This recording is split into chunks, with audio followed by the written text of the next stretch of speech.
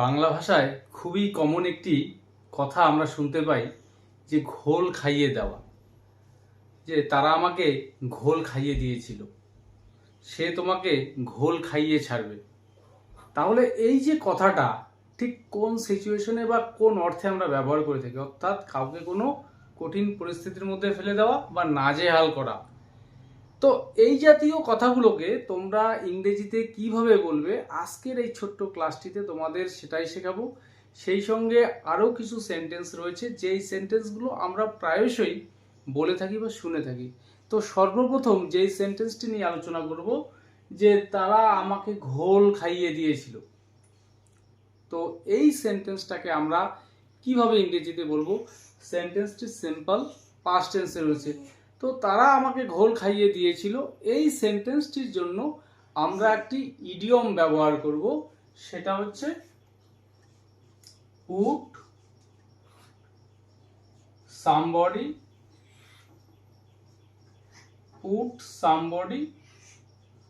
Through the mill. Put somebody through the mill, অর্থাৎ এই ইডিয়মটার অর্থ হচ্ছে ঘোল খাইয়ে দেওয়া। তো তারা আমাকে ঘোল খাইয়ে দিয়েছিল, তো এখানে সাবজেক্ট তারা, দে। তো এই যে idiom put somebody through the mill, এর যে প্রথম অংশটি, ভার্ব অংশটি, এটা আমরা এখানে নিব। তো সেন্টেন্সটি পাস্ট টেন্সে রয়েছে। তো এই পুট ভার্বের যে পাস্ট ফর্ম বা সেকেন্ড ফর্ম, তো পুটেই হয়ে থাকে, তিনটি ফর্ম সেম। তো দে পুট, কাকে ঘোল খাইয়ে দিয়েছিল, এই সামবডির জায়গায় আমরা সেই পার্সনকে নিয়ে আসব। তো তারা আমাকে ঘোল খাইয়ে দিয়েছিল, দে পুট মি, তারপর আমরা ইডিয়মের বাকি অংশটা এখানে ব্যবহার করব, they put me through the mill, অর্থাৎ তারা আমাকে ঘোল খাইয়ে দিয়েছিল। তো এই ইডিয়মটাকে ব্যবহার করে এখানে আরেকটি সেন্টেন্স আমি তোমাদের দেখাচ্ছি একটু আলাদা টেন্সে। তো নতুন ম্যানেজার কর্মচারীদের ঘোল খাইয়ে দিচ্ছে। তো এই যে সেন্টেন্সটি প্রেজেন্ট কন্টিনিউয়াস টেন্সের মধ্যে রয়েছে, তো এই সেন্টেন্সটাকে আমরা কিভাবে বলবো এই ইডিয়মটাকে ব্যবহার করে? তো এখানে নতুন ম্যানেজার সাবজেক্ট, তো the new manager,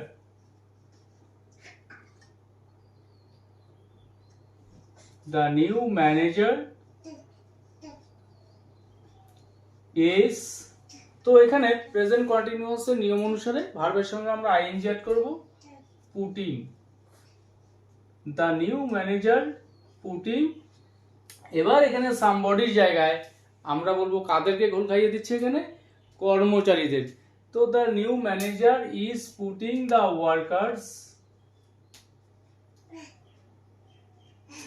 workers through the mill. The new manager is putting the workers through the mill, অর্থাৎ নতুন ম্যানেজার কর্মচারীদের ঘোল খাইয়ে দিচ্ছে। তো এই ইডিয়মটাকে ব্যবহার করে তোমরা বিভিন্ন টেন্সের সেন্টেন্স তৈরি করতে পারবে। যেরকম তারা তোমাকে ঘোল খাইয়ে দিবে বা সে তোমাকে ঘোল খাইয়ে দিবে। যদি আমরা সিম্পল ফিউচার টেন্সের সেন্টেন্সটা তৈরি করতে চাই, সেক্ষেত্রে he or she will put you through the mill, অর্থাৎ তারা তোমাকে ঘোল খাইয়ে দিবে। তাহলে এই ইডিয়মটাকে ব্যবহার করে আশা করি এবার তোমরা নিজেরাই সেন্টেন্সগুলো তৈরি করতে পারবে।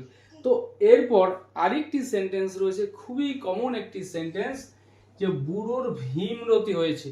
খুব কমন কথা, যে বুড়োটার ভীমরতি হয়েছে বা ভীমরতি জেগেছে।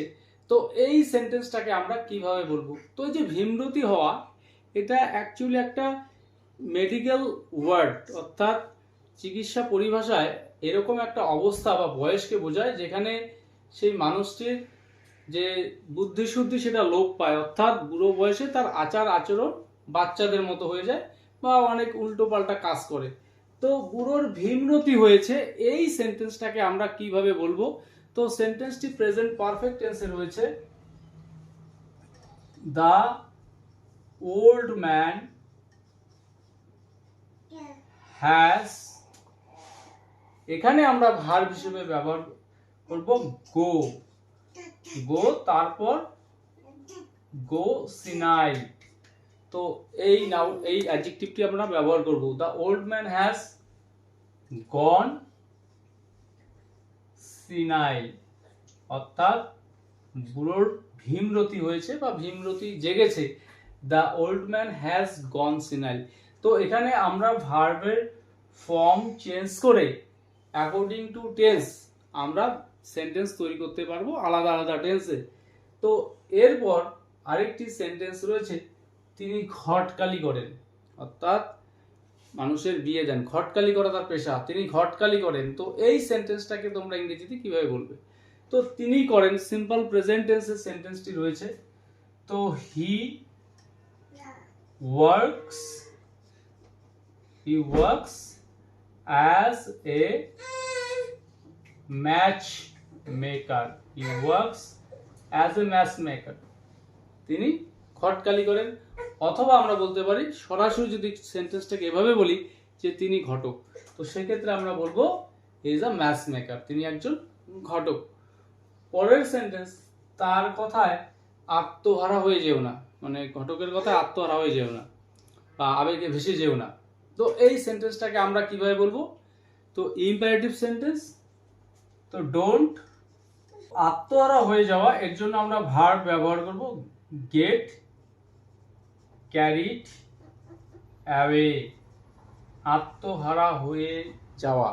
তো তার কথায় আত্মহারা হয়ে যেও না, don't carried away, don't carried away, don't get carried away, অর্থাৎ আত্মহারা হয়ে যেও না। কার কথায়? তার কথায়। তো বাই হিজ ওয়ার্ডস, তার কথায় আত্মহারা হয়ে যেও না, আমি তার কথায় আত্মহারা হয়ে গিয়েছিলাম। তো এভাবে যদি আমরা সেন্টেন্সটা বলতে চাই তাহলে সেন্টেন্সটা ঠিক কি হবে এটা তোমরা তৈরি করে আমাকে জানাবে।